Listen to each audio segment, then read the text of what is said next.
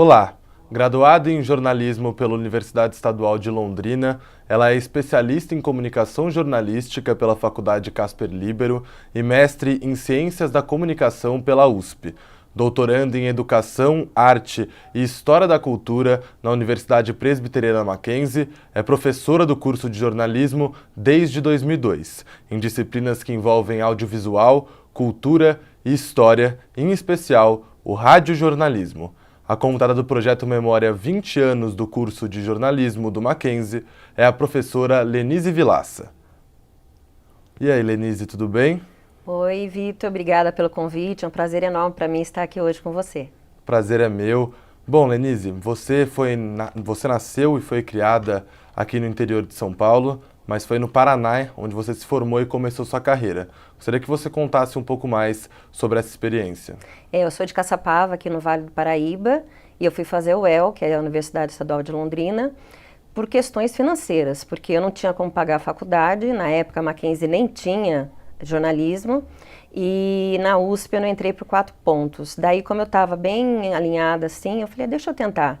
E aí surgiu o povo de São José dos Campos, que é uma cidade do lado de Caçapava, vamos para Londrina, que Londrina tá legal, etc e tal.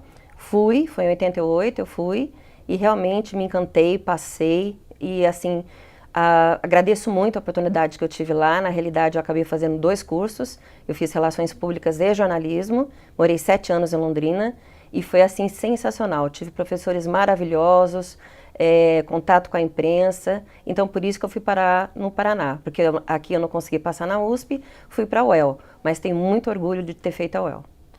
Sim, certo. E, Lenise, você começou sua carreira lá, trabalhou em rádios em Londrina e depois veio para a Rádio Capital aqui em São Paulo. Em que momento da sua vida você percebeu que realmente rádio era sua paixão?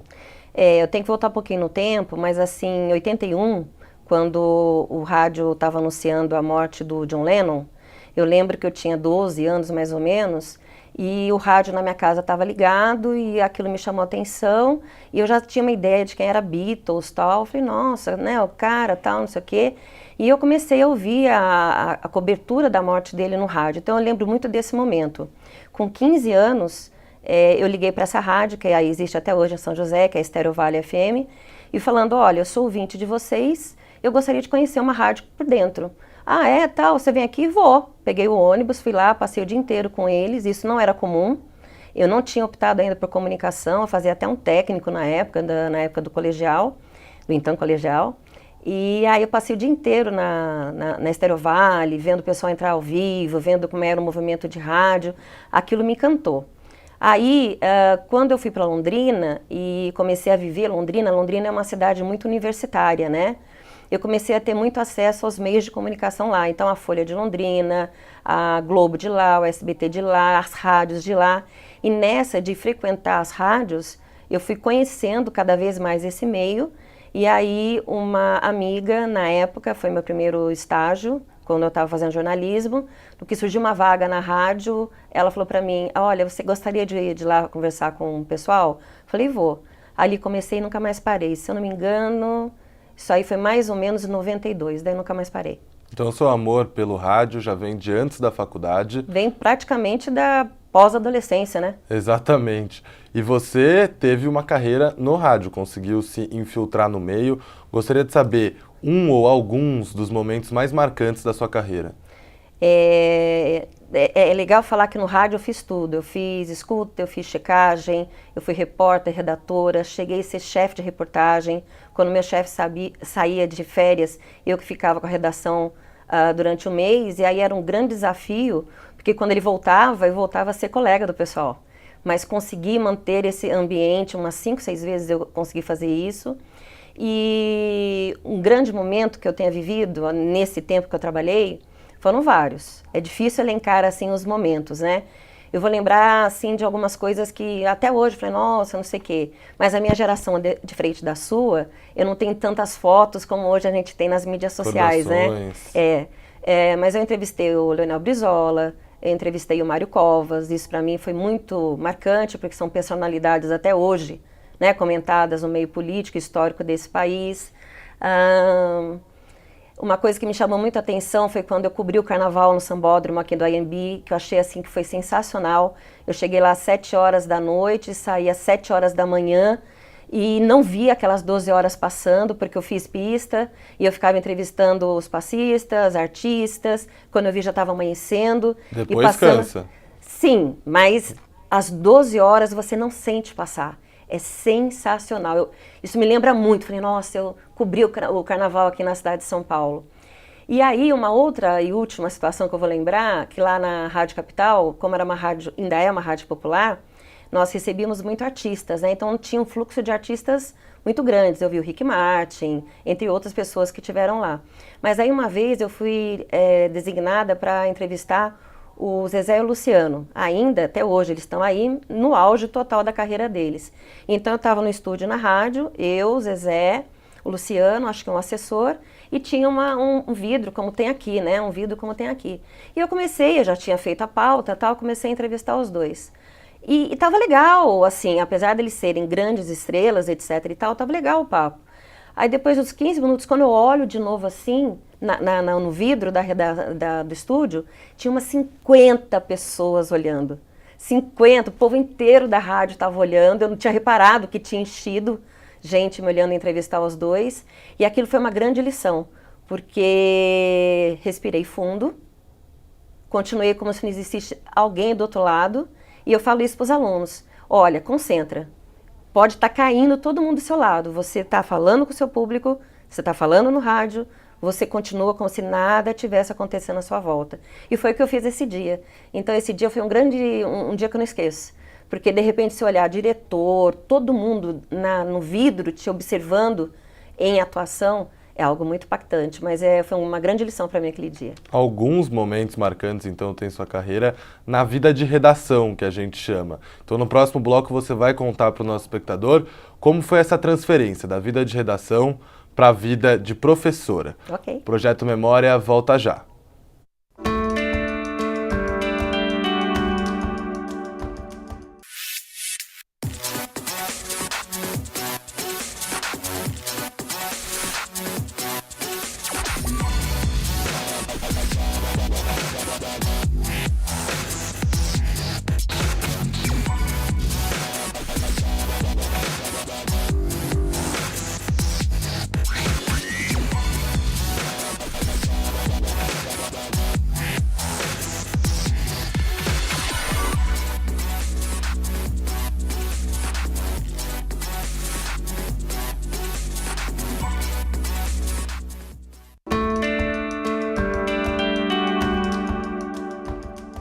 Projeto Memória está de volta.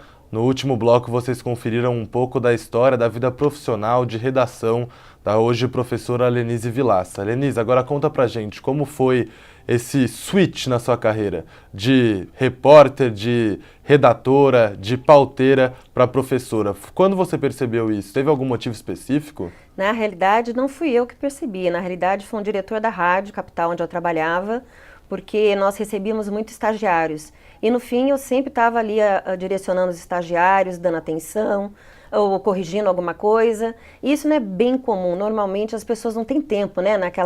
No hard news, que é o dia a dia, você não tem tempo para isso. Mas eu parava, às vezes passava do meu horário e dava uns toques para os estagiários. E aí, na terceira vez que esse diretor passou e viu a cena, em várias semanas, né? Ele virou e falou assim para mim, você já pensou em ser professora? Eu falei, não. Aí ele falou, acho que você devia, porque você é a única que tem paciência com os estagiários aqui na redação. Depois daquele dia, algo me tocou. Aí eu comecei a pensar na possibilidade de, entendeu? Então, na realidade, não foi algo que eu pensei a princípio, né? Mas depois eu acabei descobrindo isso em mim. E, na realidade, hoje eu sou muito mais tempo professora do que jornalista no mercado de trabalho. E hoje adoro o que eu faço. Já são 18 anos no curso de jornalismo aqui do Mackenzie. E 20 anos ao todo na minha carreira de professora. E aí, como você veio parar aqui no Mackenzie? Foi algo repentino? O Mackenzie começou em 2000, né, o curso. Daí um outro colega meu de rádio veio primeiro, o professor Luciano Maluli, que hoje está na USP, é professor de rádio da USP. E aí, no que ia ter mais turmas, ele falou, nós vamos precisar de mais professores no Mackenzie de rádio. E aí ele me conhecia e me sugeriu aqui para que a gente viesse. Na época, o diretor era o professor Oswaldo Rattori, que ainda está aqui, era a coordenadora Malena Contreira, vim, conversei com os dois, e no fim houve uma sinergia entre todos nós, e eu comecei a dar aula na sequência. Inclusive, deixa eu só contar, quando a Malena me ligou para falar que eu tinha passado, tal, que eu começava, ela me ligou, eu estava na lua de mel. Então eu atendi o telefone, 2002, né? Não o smartphone de hoje, essa coisa toda. Então dá para você passar aqui amanhã no Mackenzie? Aí eu falei, então, eu não estou em São Paulo, eu estou em lua de mel, eu volto só daqui uma semana. E aí eu pensei, perdi o emprego, né? Porque ela falou para eu ir amanhã no Mackenzie, eu não podia, estava em lua de mel. Daí ela parou por um instante, tá bom, então daqui uma semana eu te espero. Aí aquilo foi um marco interessante também de como comecei aqui. Então você tem de Mackenzie o que tem de casada. Verdade, verdade, sim, sim, sim. E essa história de amor, você gosta do Mackenzie, vê o diferencial no curso para você? O Mackenzie vem crescendo, o curso de jornalismo do Mackenzie vem ganhando cada vez mais significância, principalmente no mercado de trabalho. Queria saber, você que acompanhou quase a história inteira, né, do curso, qual é o diferencial aqui do Mackenzie? Eu lembro que quando eu comecei a trabalhar aqui, eu achava que o diferencial dos outros lugares que eu já havia trabalhado é que eu achava que os funcionários aqui eram felizes. E mesmo 18 anos depois que eu estou aqui, eu continuo pensando a mesma coisa. Então foi a primeira coisa que me chamou a atenção aqui no Mackenzie. Eu achava que os funcionários eram felizes. Isso me chamou muito a atenção. A segunda coisa é que, na realidade, mesmo que você não seja um aluno no Mackenzie, mas o fato de você virar professor, você vai se contaminando na melhor maneira possível pelo ambiente. Eu acho o ambiente daqui muito bom. E aí eu vou pular um pouco nessa sequência, porque na realidade agora eu sou mackenzista. Como nós vamos falar daqui a pouco, mas é a questão de agora eu estar estudando no Mackenzie, então hoje eu também virei mackenzista. Mas é engraçado porque eu senti maior emoção quando eu peguei a minha carteirinha com meu tia no Mackenzie, no doutorado, porque eu falei, bom, agora eu entrei definitivamente para a comunidade. Mas mesmo antes de eu também ser aluna, o fato de ser só professora, eu já me sentia parte. O diferencial no Mackenzie, vou falar pela minha disciplina, né? Acho que são vários diferenciais, mas vou falar pela minha disciplina. O aluno do Mackenzie, ele tem, na minha disciplina radiojornalismo, ele pode ir ao estúdio toda semana. Então, ele tem a possibilidade de treinar de 16 a 18 vezes, no mínimo, por semestre, se ele quiser. Então, isso é um grande diferencial, a prática é um grande diferencial. E eu sei que outras faculdades, às vezes o aluno vai uma vez um semestre inteiro num estúdio. Então, nesse sentido, eu acho que o curso de radiojornalismo aqui, ele traz essa possibilidade. Eu vejo o crescimento do aluno no primeiro dia e no último dia, e prova disso, que é um orgulho meu, eu tenho, assim, centenas, acho que já chega a centenas de alunos espalhados em rádios em São Paulo, no estado e no Brasil, que foram meus alunos aqui no Mackenzie. Então, é a sementinha que a gente vai regando e que os frutos aparecem lá fora. E acho que, não sei se ainda tem a ver com sua pergunta, mas um maior orgulho meu é quando eu ligo um rádio, uma TV, ou um jornal, ou a internet, e vejo o nome de um ex-aluno meu ali. Aquilo para mim é consagração. Escutar alguém que foi meu aluno na imprensa, para mim, assim, é a glória. E você agora, como disse, está estudando também rádio. E essa evolução, né, do rádio, agora nós temos muitas web rádios. Sim. E é um dos seus estudos, o doutorado. Queria saber, você fez uma viagem recente aos Estados Unidos, onde estudou essas rádios universitárias. O Mackenzie também conta com uma web rádio universitária. Gostaria de saber qual a diferença que você conseguiu encontrar entre as web rádios de lá e daqui. Ainda precisa correr muito atrás para chegar neles? Olha, a questão do rádio é muito interessante porque toda nova mídia que aparece quer matar o rádio, né? Essa é até a brincadeirinha que a gente faz nos bastidores aí para quem é da área. Na realidade, o podcast agora veio mais uma vez revitalizar o rádio. Eu acho que o rádio cresceu com o podcast, antes com a internet. E a questão das web rádios universitárias é um momento também do aluno poder expressar, enquanto aluno ainda, o que ele faz aqui.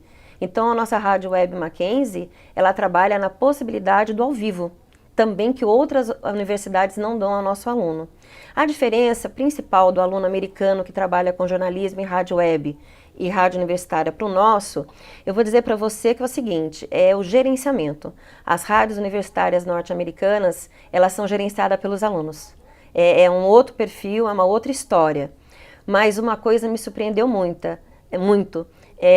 Eu percebi em todos, nas rádios que eu visitei mais de 10 rádios, fui a Columbia, MIT, Harvard, entre outras, Princeton, mas assim, o que mais me emocionou em todas foi ver a paixão que o aluno do rádio tem pelo rádio, o professor de rádio tem pelo rádio, o cara não falta no dia do programa dele, não falta na rádio. Então eu percebi que a paixão que a gente fala que é o bichinho do rádio quando te pica, ela existe aqui nos Estados Unidos, acredito eu, que em qualquer lugar. E foi muito gratificante ver isso.